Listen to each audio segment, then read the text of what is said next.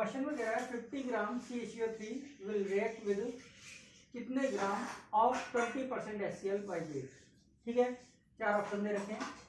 हम जानते हैं रिएक्शन किसके रेशियो में होती है, मोल के रेशियो में। और मोल किस रेशियो में रिएक्ट करते हैं, रिएक्शन के कोफिशिएंट के रेशियो में। कोफिशिएंट क्या होते हैं, जो रिएक्शन के आगे लिखे होते हैं। जैसे इसका कुछ नहीं है, इसका मतलब 1, इसका 2, यानी जब इसका 1 मोल यूज होगा तो इसका 2 मोल यूज होगा। अगर हम मास की बात करते हैं तो आप जानते हैं नंबर ऑफ मोल का फॉर्मूला होता है मास अपॉन मोलर मास। तो अगर हमें यहाँ से मास निकालना हो तो ये क्या हो जाएगा, number of mole into molar mass. तो यहाँ से हम नंबर ऑफ मोल को उसके मोलर मास से मल्टीप्लाई करेंगे, ये हो गया 100 ग्राम।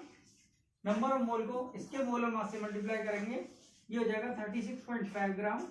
यानी इसका 100 ग्राम इसके इतने ग्राम से रिएक्ट करेगा। तो इसका 1 ग्राम इसके कितने से रिएक्ट करेगा, 2 × 36.5 डिवाइडेड बाई 100। ऐसा कब होता, जब ये 100% प्योर होता HCl तब। ठीक है ना। तो इसके क्वेश्चन में कह रहा था कि 50 ग्राम से कितना रिएक्ट करता।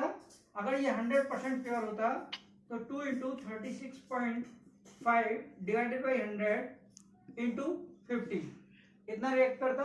50 से ये 2 बढ़ जाएगा, 2 से ये 2 कट गया, तो ये आपका आ गया 36.5 ग्राम।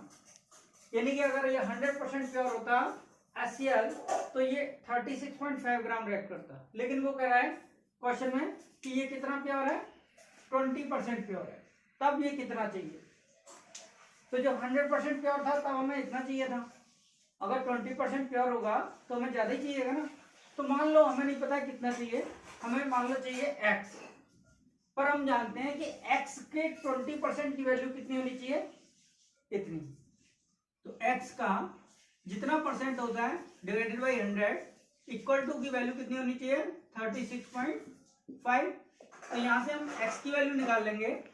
x कितना हो जाएगा 36.5, ये क्रॉस मल्टीप्लाई कर देंगे इधर की तरफ, इंटू 100 डिवाइडेड बाई 20, इससे 5 बार जाएगा और इसको मल्टीप्लाई करेंगे 5 से, तो आपका आ जाएगा 5 5 जा 25, कैरी 2, 5 6 जा 30 और 2 2, कैरी 3, 5 3 जा 8, 15 और 3 18।